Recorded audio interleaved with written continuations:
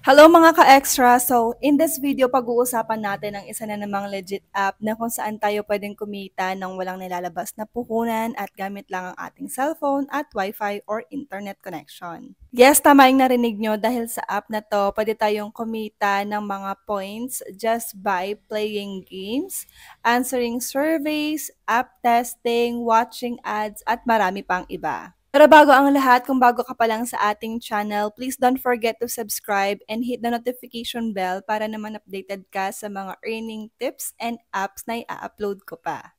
Ang pangalan ng app na tinutukoy ko is WePoints at available ito sa Android and libre lang siyang i-download sa Google Play Store. Para makapaglaro, kailangan mo ng mga tickets and pindutin mo lang yung ticket button doon, yung parang plus sign para makakuha ng tickets at makapaglaro dito sa app na to. Kailangan mong humanap ng opponent mo para makapag-start maglaro and syempre kung sino yung mas marami yung score or mas mataas ang score, siya yung may pinaka marami na points na makukuha. Legit ang app na to dahil may mga positive reviews mula sa mga users na nakatanggap na ng kanilang payout. Hindi ito get rich quick scheme, pero kung sipag at tiyaga ang puhunan mo, pwede talaga siyang gawing dagdag kita. Hindi ito scam at hindi ka rin hihingan ng investment. Wala kang ilalabas na pera.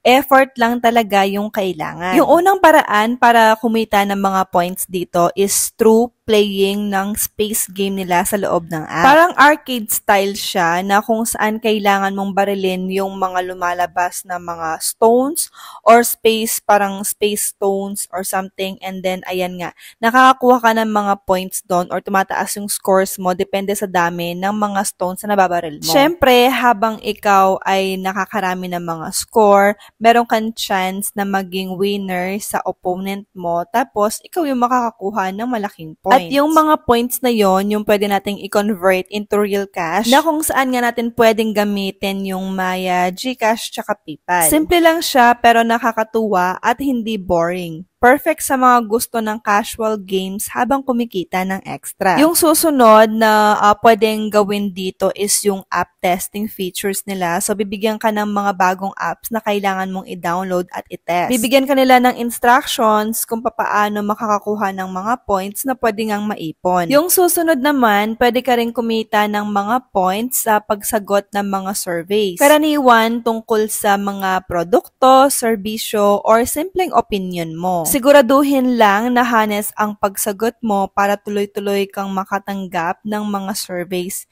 dyan sa account mo. At paalala lang, siguraduhin stable ang internet or data mo at sapat ang storage ng phone mo para maayos kang makapag-app testing at makasagot ng mga surveys. At isa sa pinakamadaling paraan para kumita ng mga points dito is yung panonood ng mga ads. Bale, bawat ads na panonoorin mo, meron din silang katumbas na mga points. Oo, minsan nakakainip, pero kung wala kang ginagawa or nagpapahinga ka, pwede mo siyang gawin para naman hindi sayang yung oras mo kung wala ka naman gagawin. Karaniwan nga pala sa mga ads na nakikita natin dito is naglalast ng 15 to 30 seconds lang. Mas maganda kung i-navigate nyo mismo yung app para makita ninyo kung ano-ano yung mga ways para makaipon ng mga points dito at huwag kayong mag-alala dahil marami yung ways para makakuha ng mga points. Kapag pala nakaipon na tayo ng sapat na mga points, pwede na natin silang i-convert and meron silang iba't ibang options tulad ng GCash, PayMaya at saka PayPal. Yung minimum withdrawal nga pala is depende sa bansa at payout method. Halimbawa sa GCash, pwedeng magsimula sa 100 pesos kapag nakaipon ka na ng equivalent points. 50 pesos naman sa PayMaya at $2 naman sa PayPal. At reminder lang, laging basahin yung terms and conditions ng app para alam mo kung kailan ka makaka-receive ng payout. Ito naman yung iilan sa mga tips na pwede natin gawin para mas makarami tayo ng mga points. Una, syempre gamitin natin yung app araw-araw. Yung pangalawa, kumpletuhin natin yung daily task para sa mga bonus points. Pangatlo, kung kayang mag-refer or mag-invite ng mga friends, mas maganda kasi meron din yung mga additional na mga bonus or points na binibigay. Optional lang naman yon kung gusto mo, pero kung ayaw mo mag-invite, pwede rin naman. Basta maging consistent ka na lang doon sa mga task na meron yung app. Pang-apat, abangan natin yung mga events kasi Sa loob ng app, kapag may mga events na ganyan, kadalasan nagto-times 2 yung mga binibigay nila ng mga points. Ito naman yung mga importanteng paalala. So, yung pinakauna, hindi po ito instant money. Pangalawa, hindi ito pwedeng ipalit sa full-time job mo. Kasi extra income lang talaga siya. Kung baga, kung naghahanap ka ng pagkakakitaan habang nag-e-enjoy kang naglalaro gamit lang yung cellphone mo, pwede mong subukan itong app na to. Next is yung paggamit ng app is libre lang naman. Wala po tayong ilalabas na puhunan dito. Hindi po tayo mag-i-invest or magbabayad ng pera. And lastly, lagi po nating basahin yung mga terms and conditions or yung mga rules nila bago tayo mag-start sa isang task. Tulad sa mga app testing at lalong-lalo na sa mga surveys. So ngayon naman, since nakaipon na tayo ng mga points na enough para makapag-payout dito,